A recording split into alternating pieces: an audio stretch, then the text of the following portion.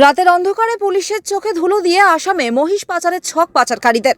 তবে পাচারের আগে পুলিশের জালে মহিষ বোঝাই কন্টেনার সহ গ্রেপ্তার এক।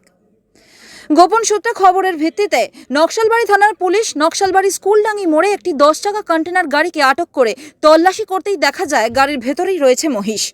পুলিশ চালকের কাছে বৈধ কাগজপত্র দেখতে চাইলে চালক মহিষগুলির কোনো বৈধ কাগজপত্র দেখাতে না পারায় সঙ্গে সঙ্গে নকশালবাড়ি থানার পুলিশ গাড়ির চালককে গ্রেপ্তার করে। কন্টেনার গাড়ি ও মহিষগুলি পুলিশের হেফাজতে নেয়। পুলিশ সূত্রে জানা গিয়েছে, কন্টেনার গাড়ির ভেতরে মোট 26টি মহিষ পাচারের ছক কষেছিল। ধৃত চালকের নাম আইজুল শেখ, বাড়ি আসামের কোকরাঝোর এলাকায়। ধৃত চালককে আজ শিলিগুড়ি মহকুমা আদালতে পাঠানো হবে। তবে ওই মহিষ পাচারের সঙ্গে আর কে বা কারা জড়িত সেই বিষয়ে তদন্তে নকশালবাড়ি থানার পুলিশ।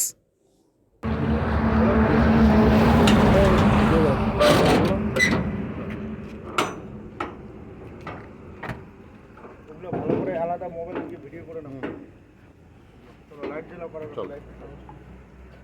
হ্যাঁ, লাইট দেখো, লাইট দেখো। এগুলো আছে।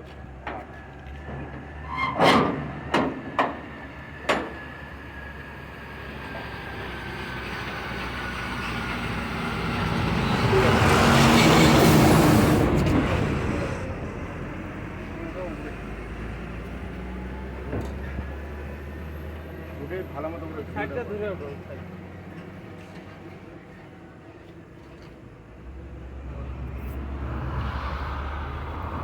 ভালো করে একদম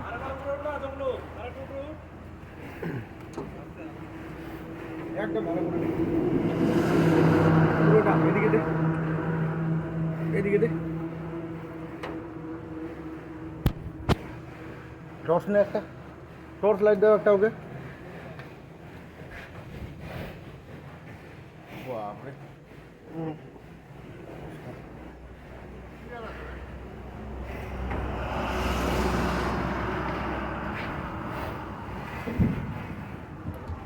ডকুমেন্ট সব ডকুমেন্ট অবস্থা সাইন করতে পারো?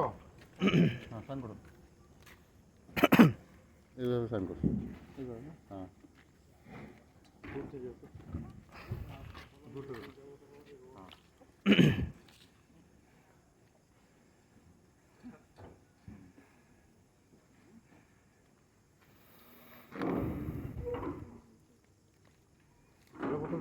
আমাদের মানে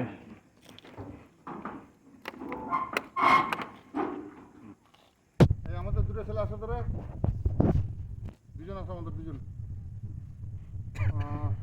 তোর নম্বর বল। 15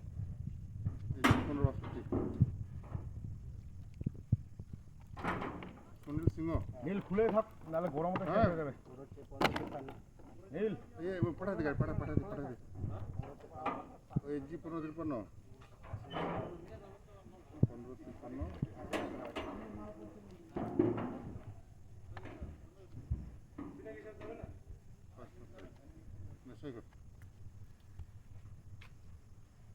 হ্যাঁ, লক করো তোমার গাড়ি স্টার্ট করো। আমাদের কে যাচ্ছে ওই সিসি গাড়ি পাঠাই দাও। সিসি গাড়ি ফটাফট ঢুকে দিতে হবে। আচ্ছা, লেবার লোক কি করবো?